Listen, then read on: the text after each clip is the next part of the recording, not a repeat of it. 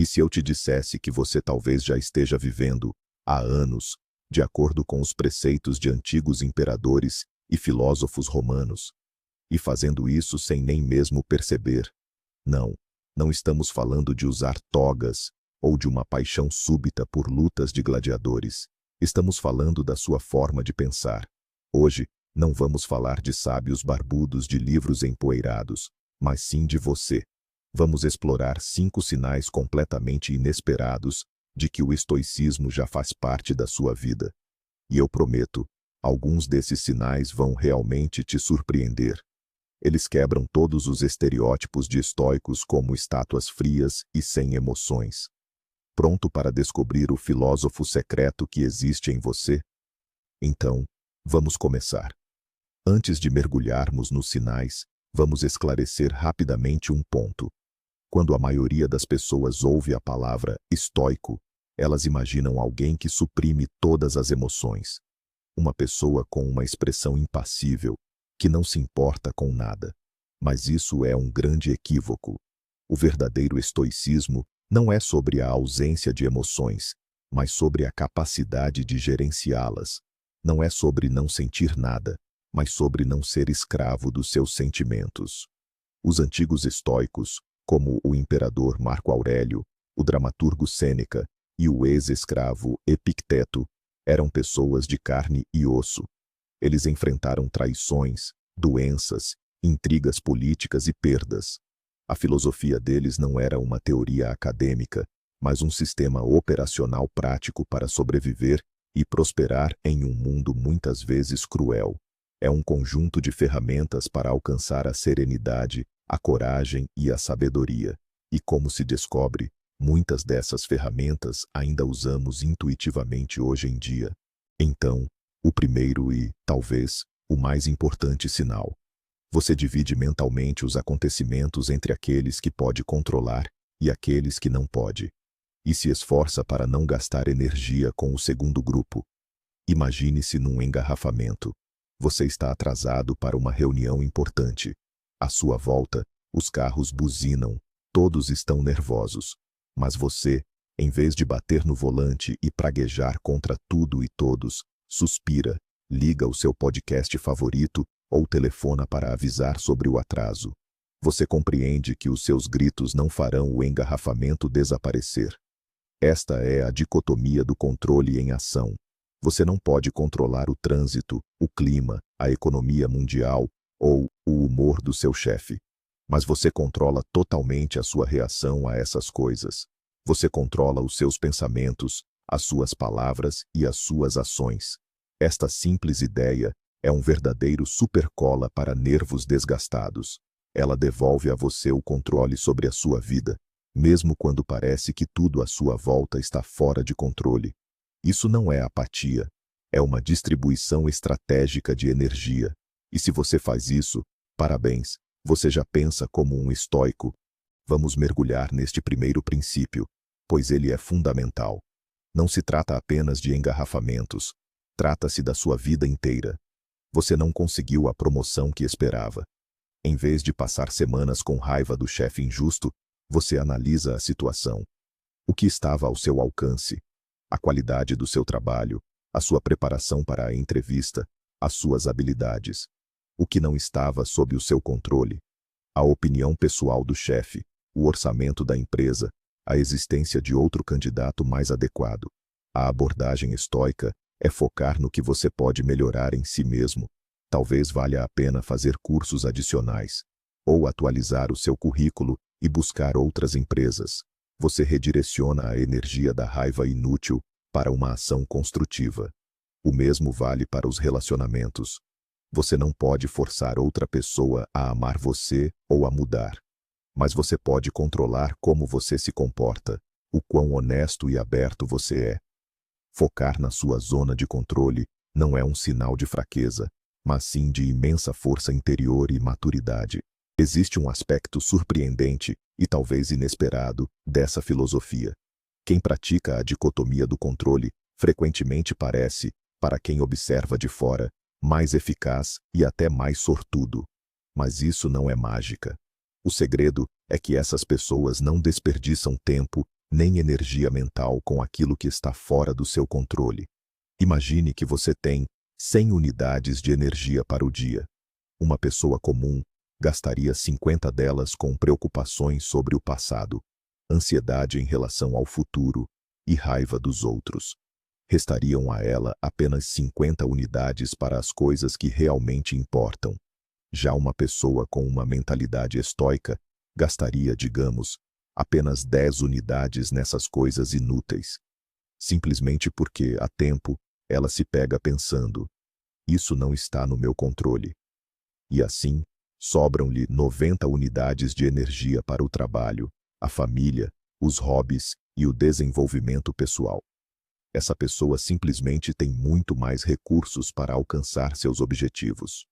Portanto, se você já percebeu que consegue facilmente desapegar de situações sobre as quais não tem controle, e em vez disso se concentra nas suas próprias ações, saiba que está utilizando uma das mais poderosas ferramentas para a produtividade, um hack de vida, se preferir, que foi descoberto há mais de 2000 anos.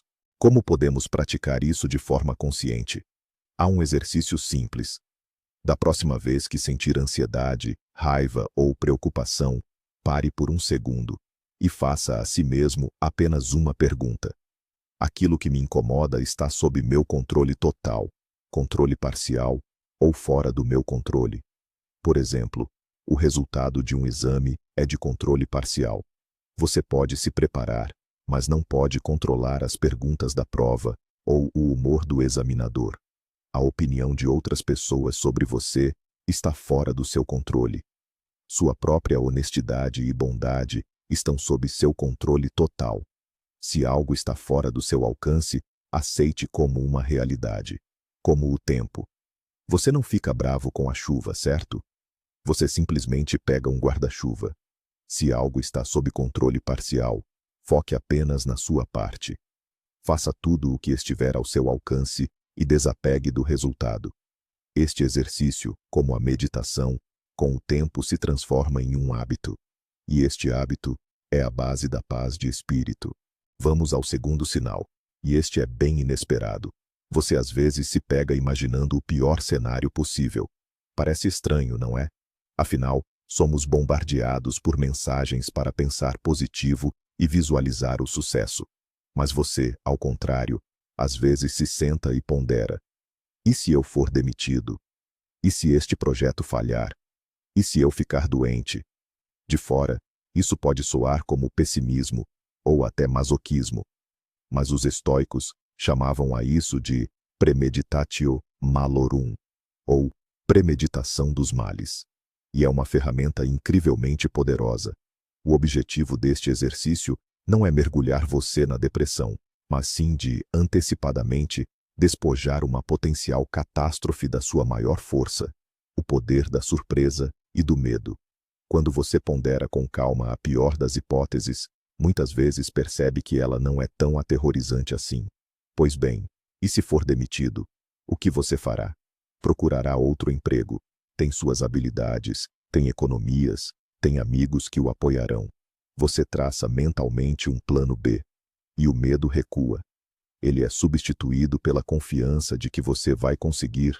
Vamos entender como exatamente funciona essa premeditação dos males.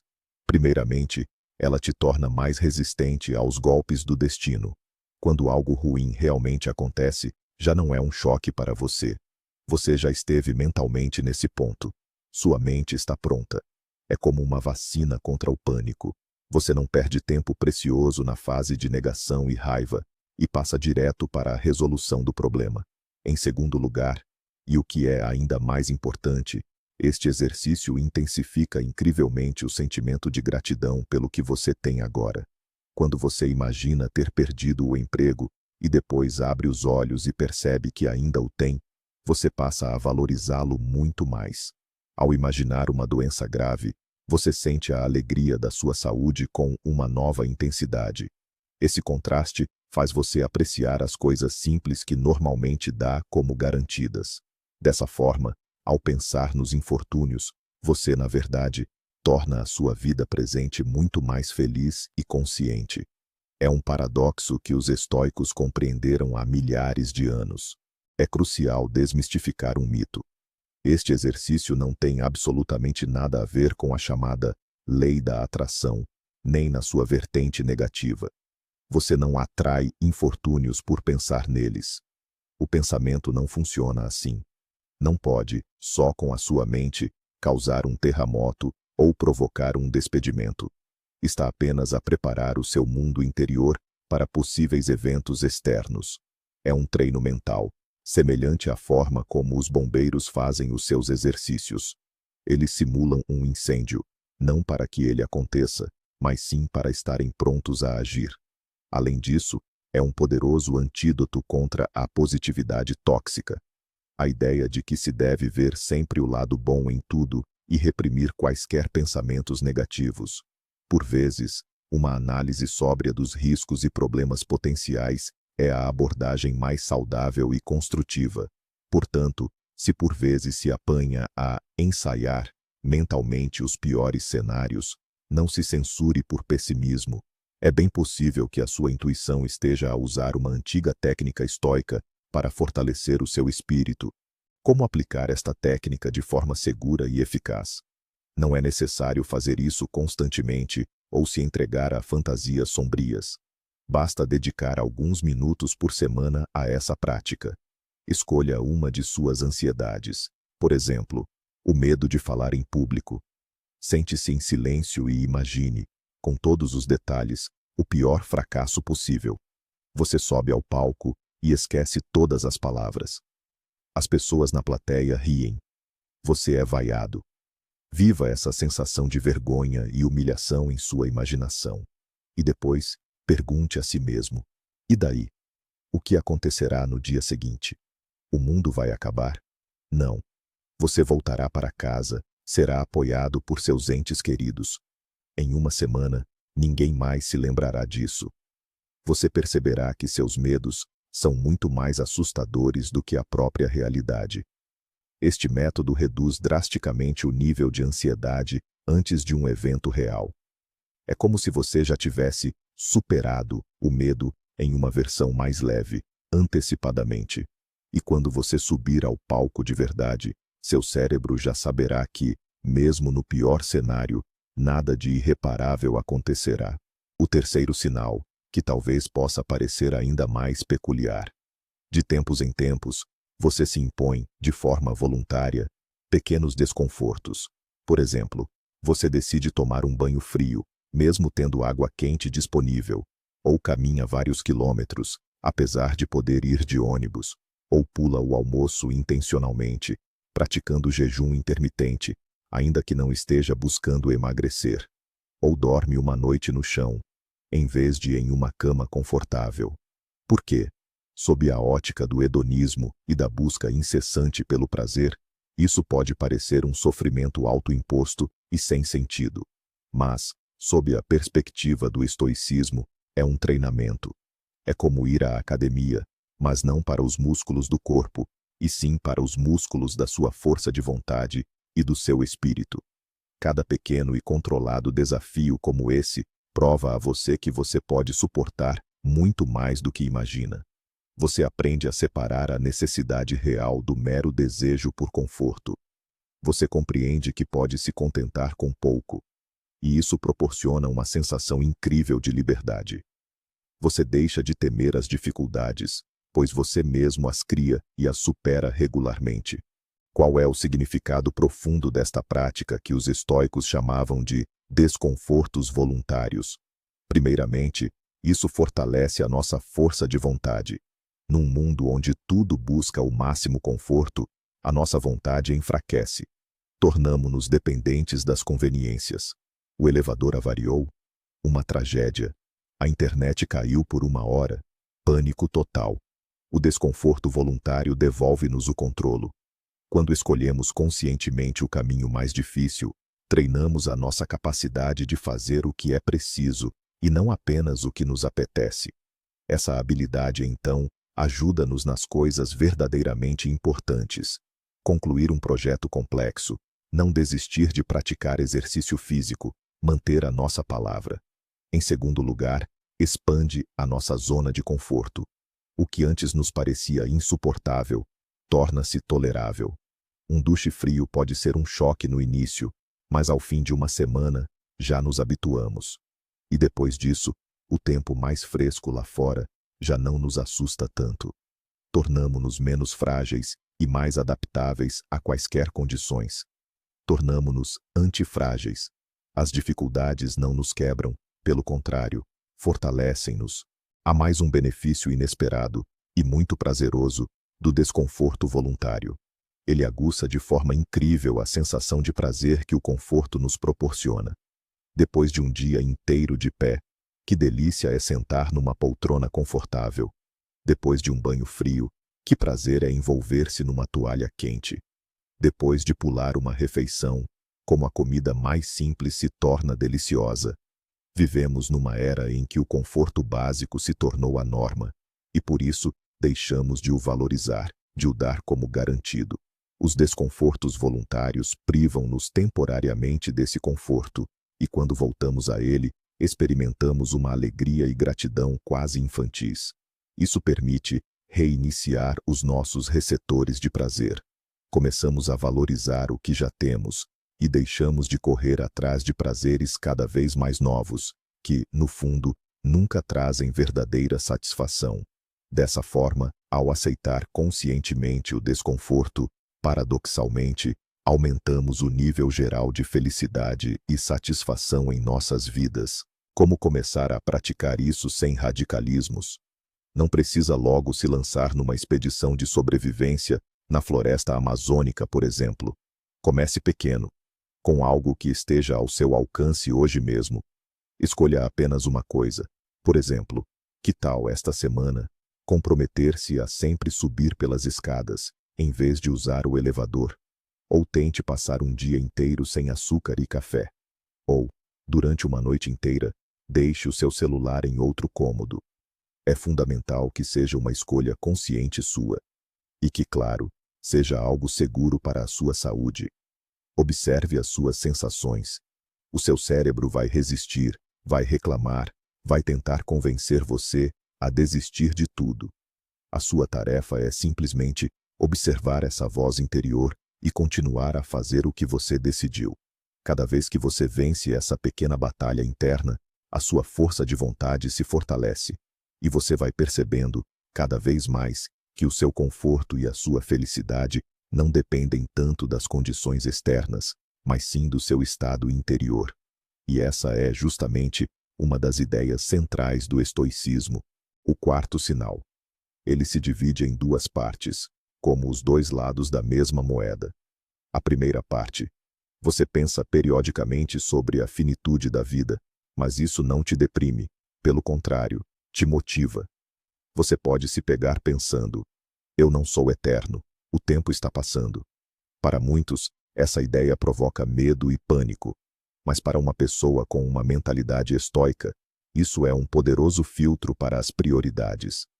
Essa prática é conhecida como memento mori, lembre-se da morte.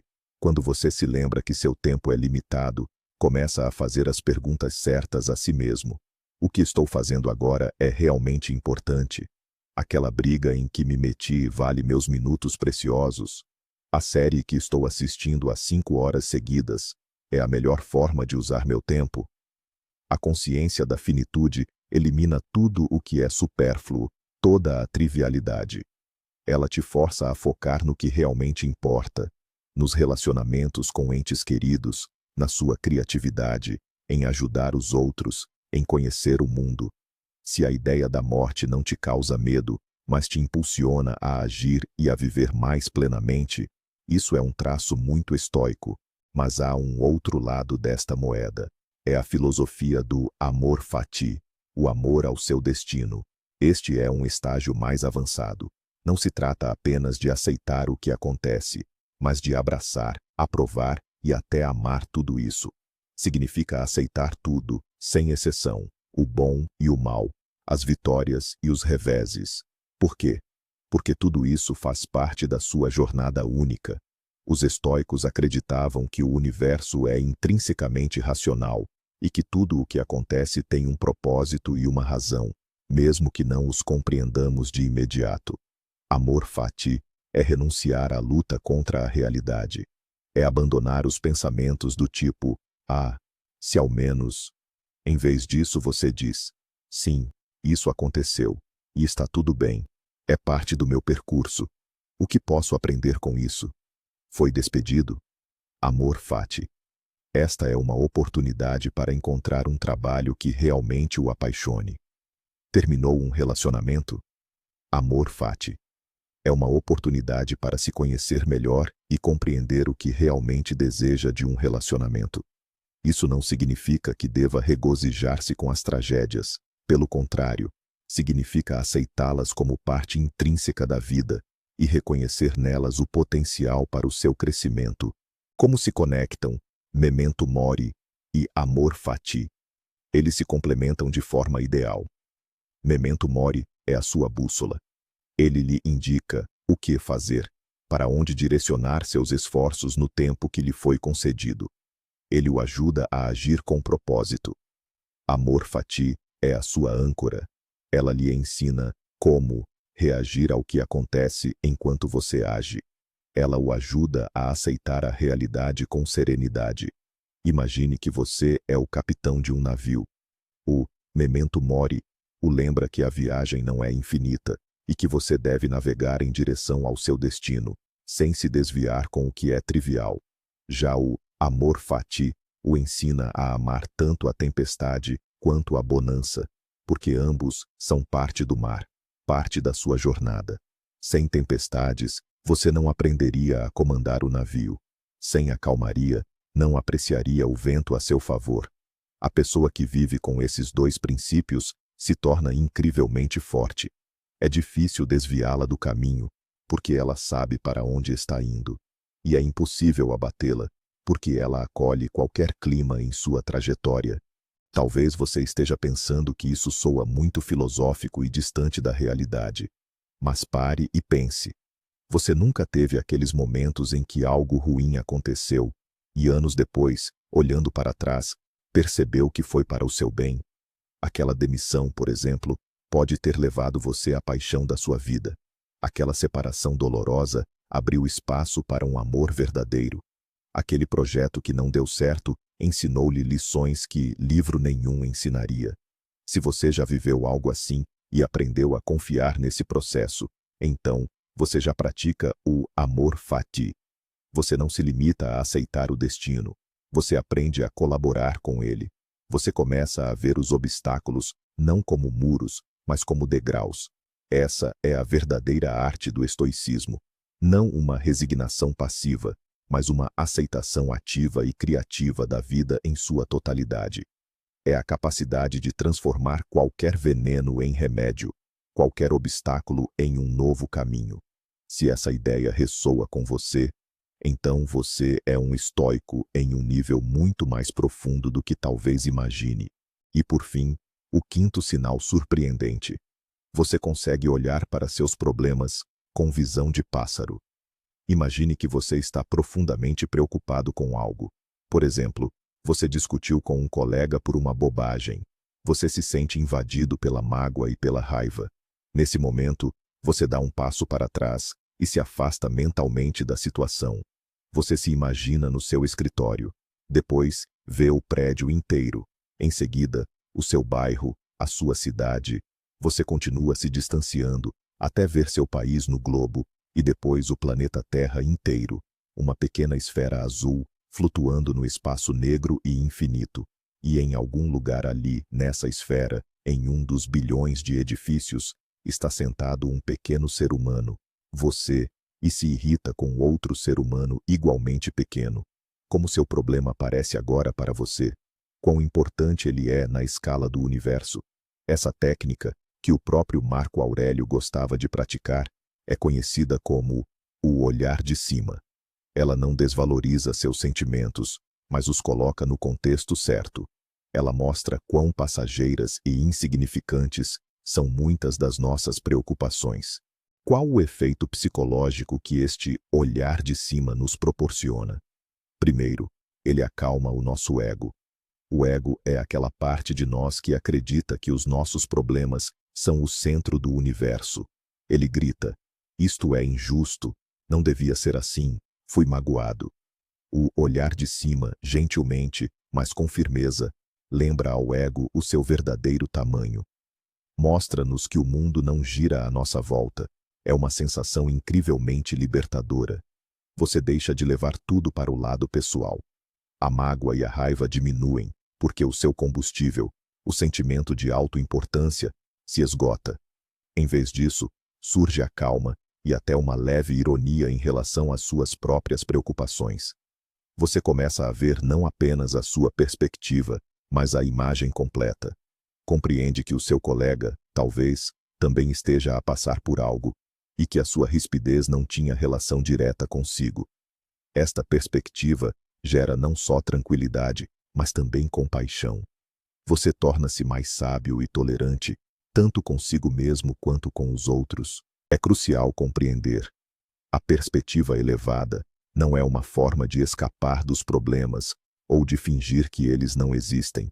Não se trata de se convencer de que os seus problemas são insignificantes e de que não vale a pena pensar neles.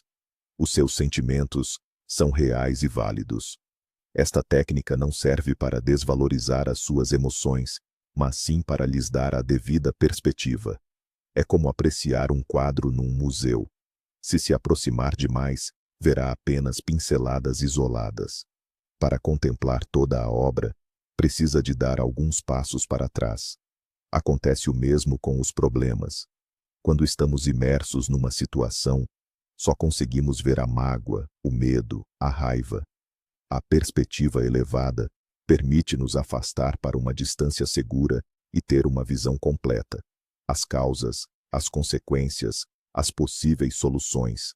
Ajuda a passar de uma reação puramente emocional para uma análise mais racional. Portanto, se em momentos de estresse se viu a tentar, de forma intuitiva, elevar-se acima da situação e observá-la de fora, saiba que está a utilizar uma das ferramentas mais elegantes da sabedoria estoica. Como praticar essa técnica de forma consciente? É muito simples e não exige um tempo especial. Da próxima vez que sentir que as emoções estão te dominando, a ansiedade de uma prova, a raiva numa discussão, a mágoa por uma crítica, pare por 30 segundos, feche os olhos e comece uma jornada mental para cima. Imagine-se em um quarto. Veja esse quarto de cima. Depois a casa, a rua, a cidade, da altura das nuvens, da altura de um satélite. Veja o continente, o planeta. Sinta o silêncio e a grandiosidade do espaço. Permaneça nesse ponto por alguns segundos. Em seguida, retorne lentamente para o seu corpo, para o seu quarto. Abra os olhos. Você notará que a intensidade emocional diminuiu. O problema não desapareceu, mas deixou de parecer tão imenso e avassalador. Você ganhou espaço mental e calma para pensar sobre ele de forma mais clara. Esta é uma meditação poderosa, acessível a qualquer momento. E se você já faz algo parecido, está no caminho certo para o autocontrole estoico. Para resumir, você é um estoico secreto. Se, primeiro, você intui o que está sob seu controle e o que não está, e foca naquilo que pode influenciar. Segundo, às vezes você visualiza o pior cenário, não para se assustar, mas para se preparar e valorizar mais o presente. Terceiro, ocasionalmente, você se expõe voluntariamente a um pequeno desconforto para fortalecer sua força de vontade. Quarto, você se lembra da finitude da vida para viver de forma mais intencional e aceita as reviravoltas do destino como parte da sua jornada. E quinto, você consegue olhar para seus problemas de cima, com uma perspectiva mais ampla, para não deixar que as emoções o dominem. Como você pode ver, o estoicismo não é sobre suprimir sentimentos, é sobre coragem, sabedoria e autodomínio. É uma filosofia prática que nos ajuda a viver uma vida plena, apesar de todos os seus desafios. E o mais surpreendente é que muitos de nós já carregamos as sementes dessa filosofia dentro de nós. Obrigado por assistir a este vídeo até o fim. Se você gostou e se identificou com algum desses pontos, por favor, Deixe seu like e se inscreva no canal para não perder os próximos vídeos. E agora, uma pergunta para você. Qual desses sinais você reconheceu em si mesmo? Ou, quem sabe, você tem um sexto sinal, uma característica própria de um estoico secreto? Escreva nos comentários. Será muito interessante ler suas histórias.